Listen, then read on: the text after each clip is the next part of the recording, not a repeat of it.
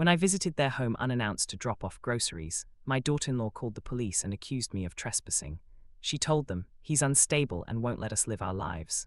My son watched from the window without saying a word, but she didn't know that the camera on the porch recorded every word she said, and when I showed it to. I didn't think dropping off groceries would be the moment everything finally snapped. But looking back now, that was just the excuse. The fuse had already been burning for months, I just didn't see it. My name's Victor Hale. I'm 62, retired electrician, been living in a quiet corner of Tulsa, Oklahoma for most of my life. Raised one kid on my own after my wife passed. My boy, not a boy anymore, but in my head he still is. His name used to mean something solid to me, something I could lean on. Now when I say his name, Caleb, it feels like I'm talking about a stranger. And his wife, her name's Rena. I'm gonna be honest, I never trusted her, not from the start. Couldn't put my finger on it back then, just a feeling. Like when a wire looks fine on the outside but you know something, burning underneath. I should have listened to that feeling. The day everything went to hell started simple, too simple. I had just come back from the store. Bread, canned soup, fresh fruit, some stuff I knew Caleb liked growing up. Peanut butter, the kind with the oil on top you gotta stir. He used to complain about it as a kid but still ate it anyway. I told myself I was just helping out. They both worked a lot. Money was tight. At least that's what Caleb said last time we spoke. Truth is, I hadn't been invited over in weeks. That should have been my first clue. But I ignored it, packed the groceries into bags, drove over like I used to, like it was normal. The house sat at the end of a narrow street, nothing fancy. Small yard, white siding already starting to peel. I helped him fix that porch 2 summers ago. I remember the heat, the sweat, the way he laughed when we got the railing crooked the first time. That memory hit me right when I stepped up onto it. Then the door didn't open. I knocked once, waited. Knocked again. That's when I heard her voice inside. Sharp, loud enough to carry. "He's here again." I froze. Again. Before I could even process that, the door cracked open just a few inches. Rena stood there, not smiling, not even pretending. "What are you doing here?" she asked. I lifted the bags a little. "Just brought some groceries, figured you two could use." "We didn't ask you to come." That landed harder than I expected. "I know," I said, trying to keep things calm. "Just thought I'd help out." Her eyes shifted past me, like she was already distracted. Then she said it. "You need to stop showing up like this." Something about the way she said it, like she'd practiced it. "I'm not showing up like anything," I said. "I'm your husband's father. And we need space." "We?" That word again. I tried to look past her, into the house. "Where's Caleb?" "He's busy." "I'll just hand these off and go," I said, stepping a little closer. That's when she pulled the door shut harder. And then everything went sideways. Within minutes, I heard sirens. At first, I thought it was coincidence. Wrong place, wrong time. But then they slowed, stopped right in front of the house. 2 officers stepped out. I remember one of them looking at me like I was already guilty of something. "Sir, step away from the door." I laughed a little, not because it was funny, because it didn't make sense. "I'm just dropping off groceries," I said. "My son lives here." "Sir, we've received a call about harassment and trespassing." "Trespassing?" "On a porch I built with my own hands." From inside, Rena's voice came again, louder now, shaky like she was scared. "He keeps coming here, he won't leave us alone." I felt something drop in my chest. "That's not true," I said immediately, looking at the officer, then past him. Up at the 2nd floor window. That's when I saw Caleb. Standing there. Just watching. No movement, no reaction. "Nothing." "Caleb," I called out, "tell them what's going on." He didn't move. Didn't say a word. Just stood there like I wasn't even real. I held up one of the bags like that would fix anything. "I brought food, that's all." The officer stepped closer. "Sir, I need you to leave the property." "Property? Not home. Not family. Property." I looked back at the window one more time. Caleb was already gone. Curtain closed. And just like that, I walked away. I don't even remember the drive home. I just remember sitting in my living room later that night, staring at the grocery bags still sitting on my kitchen counter. Unopened, like everything I tried to give them meant nothing. That's when I remembered something. The camera. I installed a small security camera above my porch a year ago, mostly for packages, nothing serious, but it caught everything facing outward, including anyone approaching the house. And that day, it caught her. I pulled up the footage. At first it was nothing, just an empty porch, quiet. Then Rena stepped outside. Not scared. Not panicked. Calm. Too calm. She looked around, checked her phone, adjusted her hair. Then she walked back inside. A few minutes later, my car pulled into frame. And right before I stepped onto the porch, she reappeared behind the door window. Waiting. That's what hit me. She was waiting. The moment I knocked, everything about her changed. Her posture stiffened, her face tightened, her voice when she spoke was completely different. Like flipping a switch. He's here again. That wasn't fear. That was performance. I replayed that part over and over.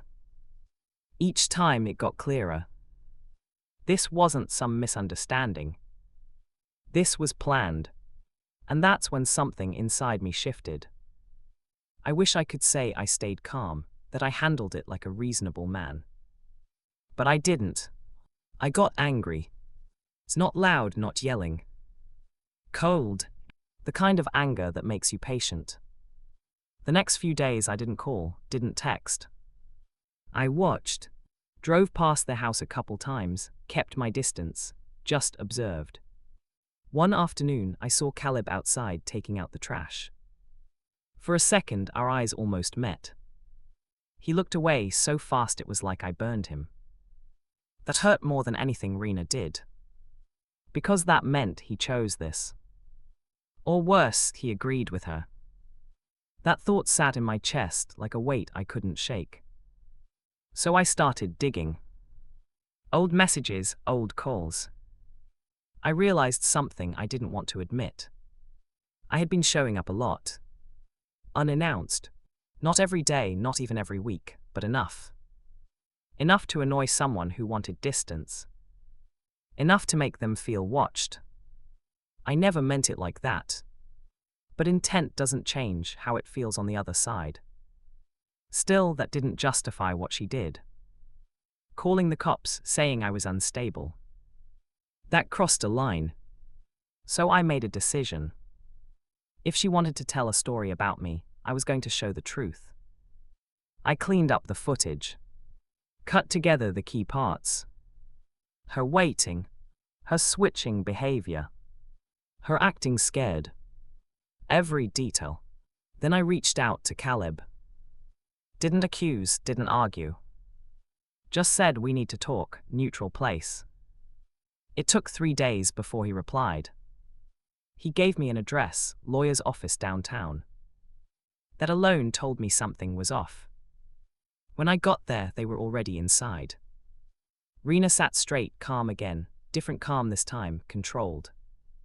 Caleb looked tired, like he hadn't slept. I didn't waste time. I set the flash drive on the table. Just watch, I said. The video played. No interruptions. No explanations. Just truth. When it ended, the room felt heavy. Caleb leaned forward, staring at the screen like it might change if he looked long enough. Rena, he said slowly, what is this? She didn't answer right away. I didn't lie, she finally said. He does show up. That's not what you said to the police. Silent. I spoke then, quiet. You made me sound dangerous. Her composure cracked just a little. I needed space, she snapped. You don't understand what it's like. You're always there, always deciding things for us. I almost fired back. Almost told her everything she got wrong. But then Caleb spoke. And what he said, I didn't expect. He's right about one thing, Caleb said, not looking at me. You didn't tell the truth.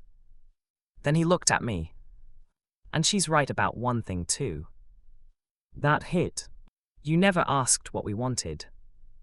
I felt that one. Deep. Because he wasn't wrong. I thought I was helping. But I never stopped to ask if help was wanted. I just did it. Like I always had. Because that's how I raised him. Because that's how I survived. But he wasn't a kid anymore. And I never adjusted. The room went quiet again. But then something changed. Rena leaned back in her chair, crossed her arms, and said something that shifted everything. Fine, she said, you want the truth, let's tell it. I didn't like the tone. There's more you don't know, she added. Caleb looked confused. What are you talking about? She hesitated. Just for a second. Then she said it. He's been coming by when you're not home. I blinked. What? Caleb's head snapped toward me. What is she talking about? That's not true, I said immediately. But she leaned forward, eyes locked on his. I didn't want to say anything, she said, because I knew how you'd react. Say what? Caleb asked, voice tight. She swallowed. He comes by, knocks, sometimes just stands outside. That's a lie. But even as I said it, something didn't sit right. Because there were a couple times. Times I drove by. Slowed down. Watched. Didn't knock. Didn't get out. But I was there. And if she saw me, I looked like exactly what she was describing. That realization hit hard. Caleb stood up. Did you? He asked me. I opened my mouth. Closed it. Then said I drove by a couple times. His face changed. Not anger. Disappointment. And that was worse. I didn't go up to the door, I added quickly. I didn't bother anyone. But you were there, he said. I didn't have a good answer for that. Because he was right. And suddenly, everything got messy. The clean line I thought I had, the one where she was wrong and I was right, started to blur. That's when the real twist hit. Not from her. From him. I didn't tell you everything either, Caleb said quietly. We both looked at him. What do you mean? I asked. He ran a hand through his hair, packing a little. I've been telling her things, he admitted, about you. My stomach dropped. What kind of things? He didn't meet my eyes. About how you used to show up when I was younger, unannounced, how you always needed to know where I was, who I was with. That's not. I told her you don't respect boundaries, he cut in. That word again. Boundaries. And she believed me, he added. Rena didn't look surprised. Because she already knew. This wasn't just her story. It was built on his. And suddenly I saw it. Clear as day. This wasn't a setup out of nowhere. This was something that had been building for years. I just never saw it coming. The meeting ended without any real resolution. No apology. No yelling. Just truth. Ugly, uneven truths. Weeks passed after that. The charges disappeared quietly. No follow-up. No closure. Just distance. I stopped driving by. Stopped calling. Let the silence sit. It was the hardest thing I've ever done. Because for the first time in my life, I didn't know how to fix something. Then one night my phone buzzed. Message from Caleb. Just an address. And a time. No explanation. I stared at it for a long time. Then I grabbed my keys. And this time, I didn't bring groceries.